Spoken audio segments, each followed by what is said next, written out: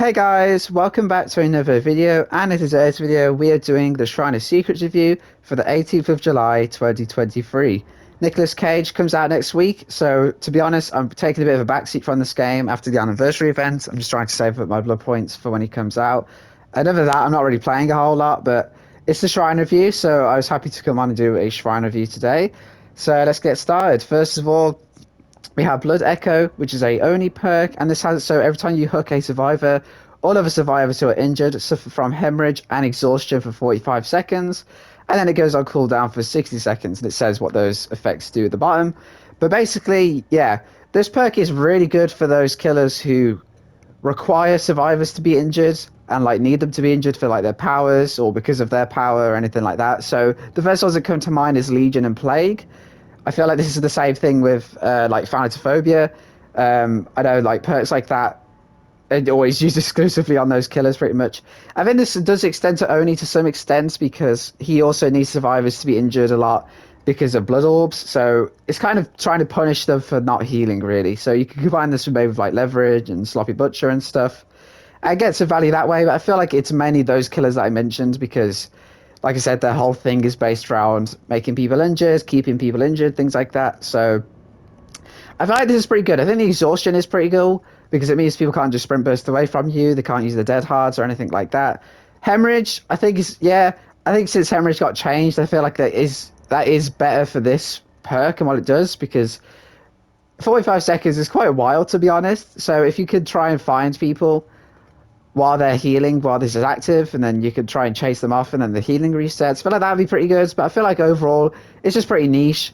I think it's decent on those killers that I mentioned, but I think anyone else is just really niche, really bad, like decent, I guess. You know, like the exhaustion thing's nice, hemorrhage is like meh, but I don't know. I feel like if you're not using it on killers who, or at least just use it with perks that are to do with being injured and healing, then it's not really like worth it, I guess. But it's up to you.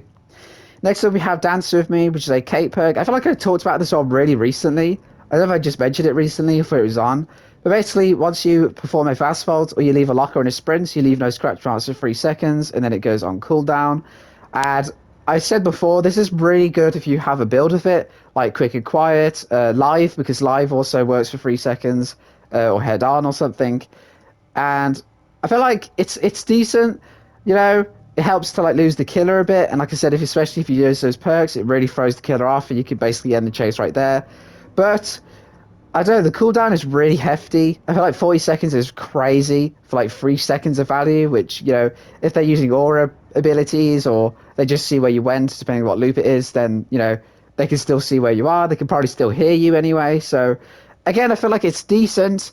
It's not like terrible. I'm not gonna like hate on it because it is good at what it does. I just feel like it's kind of flawed, and it's also one of those perks that you kind of have to use with other perks. And if you know this channel and you know me, then I don't really like perks that kind of require synergy to like work because I feel like a perk should be able to stand by itself, and this perk does. But I feel like it gets more value when you use it with those perks I mentioned. So it's decent. If you use it properly, use it on the right map or loop, then it's good. But other than that, I feel like there's better options to use. I feel like people don't really use this a whole lot, and I never use it, so it's okay. Next up, we have Dark Devotion, which is a plague perk. This is going to be a nightmare to edit. Look how long that bloody text box is. Okay, once you get an obsession for one, and every time the obsession is a health state, your Terius gets transferred to them for 30 seconds, and it's set to 32 meters. And also, you granted undetectable. This perk is great. This is one of my favorite perks because I feel like it's niche, but like a good niche. It's not like niche how Blood Echo's niche. It's fun and it's really unexpected. It really throws people off. It's kind of like when I use Triad of Torment every so often. It really just throws people off because it does say just lose a health state, so it doesn't have to be a basic attack or like a special attack. It could just be as long as they lose a health state. I feel like there's just no other perk like this. I bet there's some add-ons for some killers maybe that have it so like they get a fake terror radius or something like that. I think like the Doctor has some stuff like that, but I think this perk is just so unique in what it does because you can just find the obsession, hit them, and then you could commit to the chase and then you down them and get an extra 30 seconds. But you could honestly just hit them and then just walk off. because it also transfers the tear radius. It's nice that you get undetectable as well, but I think the main thing is the fact that they get your tear radius, which is so unique and interesting. And you can use that in so many different ways, because it does also say they're counted in the tear radius for other purposes, which means like if you're using colorophobia or I'm trying to think of something else like overwhelming presence, they are affected by those perks because it counts them as in the tear radius. Also, it's really good because if they go to a gen that has other people on them, they're going to run away initially. And sometimes, it can be really hard to figure out this person that this oh my god, this killer, sorry, has that perk because sometimes they literally just think it's the killer coming and they get thrown off. Most of the time when survivors hit a terrorist, they're going to run off and stop what they're doing, which means you get a bit slowdown. And because you have undetectable, it means you can use that to go find someone. So maybe use this with like an aura perk or something, or an add-on to find auras, I don't know. But yeah, I feel like this perk is so fun and unique, and I feel like people should use it more because I use it quite often, and it's always just fun. You know, you'll always get value at some point. It's 30 seconds is a long time for this, so I really like it. And finally, we have Deliverance, which is a add-on perk. This perk is amazing. I won't spend too long on it because it's just great at what it does, pretty much. Basically, you have to perform a safe hook rescue before you get hooked for the first time. So if you're basically the first one to get down hooked, then this perk's not going to do anything for the entire game. But once you do, and you get a safe hook rescue, Deliverance activates, and next time you get hooked for the first time, if you press attempt escape, and you try and, get off the hook, you will 100% of the time, and then you'll become broken for 60 seconds. So basically, you get a rescue, and in return, you can unhook yourself for free.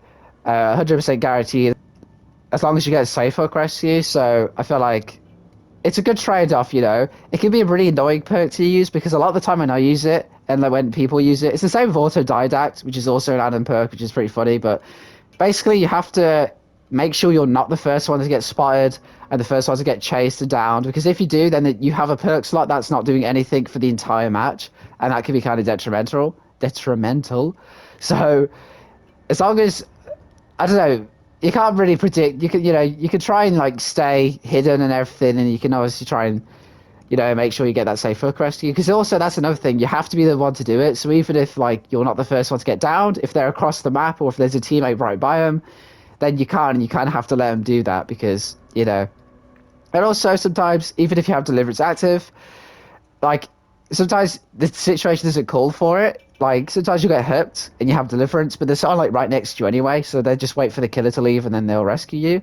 So I feel like this perk has a lot of things to it like that, a lot of like setbacks, but I think overall the ability to like have a hidden like unhook, guaranteed unhook, is really helpful. It's kind of the same thing with like Unbreakable, where like it's a hidden thing you have in case your team gets massacred, you can use that to get up on your feet. It's kind of the same thing. If everyone else is being killed, people can't get to the hook, then you can use this and get yourself off, basically. And I feel like that's really helpful. So it's strong. Also, yeah, it does leave you broken, but that's obviously completely fair for what this perk does. You get a whole minute broken, which is, completely fair enough.